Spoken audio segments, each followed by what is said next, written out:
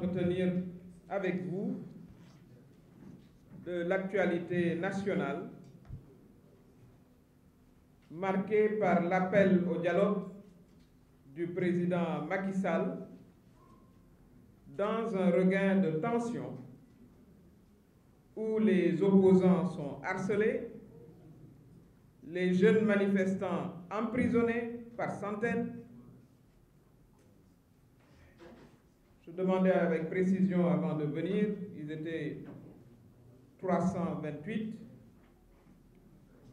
Et vos collègues journalistes, d'ailleurs, n'échappent pas à la vague de répression.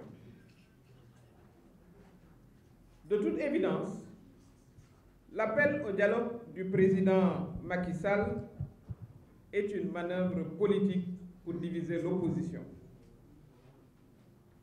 Une manœuvre qu'il a d'ailleurs entamée depuis longtemps avec la collaboration active du PDS, Parti démocratique sénégalais. Aujourd'hui, ce deal que j'annonçais entre le président Macky Sall et le PDS a éclaté au grand jour. En fait, le PDS n'est pas participant au dialogue. Le PDS est co-organisateur avec le président Macky Sall d'un pseudo-dialogue. Et paradoxalement,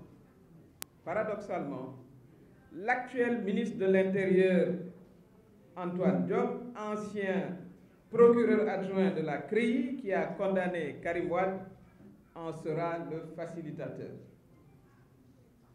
Quel paradoxe. Pendant des mois, j'ai entendu le PDS, parti politique créé en 1974, dire qu'il ne fera pas partie du rassemblement de l'opposition parce que ma modeste personne, à l'époque où je fus ministre de la Justice, leur aurait fait du tort en emprisonnant Karim Wade, condamné pourtant par les tribunaux sénégalais. Il est important de rappeler rapidement l'historique de la traque des biens mal acquis, qui était à l'époque une demande sociale en 2012. Comme c'est aussi aujourd'hui une demande sociale de clarifier la gestion des 1000 milliards du fonds Covid-19. On demande au procureur de ce point de vue-là d'accélérer la cadence. Mais avec le beau-frère Mansour dans l'affaire, cela ne risque pas d'aller vite.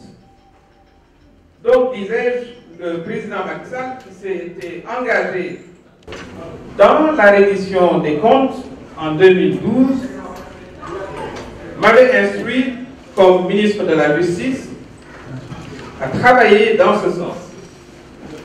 Je n'avais aucun contentieux personnel avec les personnes visées. J'aurais travaillé avec la même détermination à tout autre poste qu'il m'aurait confié. Je n'ai jamais donné d'instruction particulière au procureur, encore moins au juge. Aux procureurs, à part leur dire de faire librement leur travail en conformité avec la loi. Et ça, le procureur de la CREI, M. Alioune Ndao, l'a dit publiquement. Je n'ai jamais parlé au juge sur une quelconque affaire judiciaire en cours, car ce n'est pas ma conception de la justice. Ma conception de la justice, c'est que la justice doit être libre et indépendante. C'est ainsi que Karim Wade a été condamné à la prison et par la suite, il a été gracié par le président Macky Sall. Au moment où on se parle, où je vous parle, il reste de devoir aux contribuables sénégalais 138 milliards de francs CFA. Et dans cette affaire, je peux vous dire que j'ai reçu régulièrement les félicitations du président Macky Sall. J'avais dit que plus de 200 milliards ont été recouvrés. Un communiqué du gouvernement a confirmé cela. Et le président Macky Sall lui-même l'a confirmé. Il suffit de consulter Google pour voir sa déclaration à ce sujet. Aujourd'hui, tout ce que je disais s'est avéré être vrai.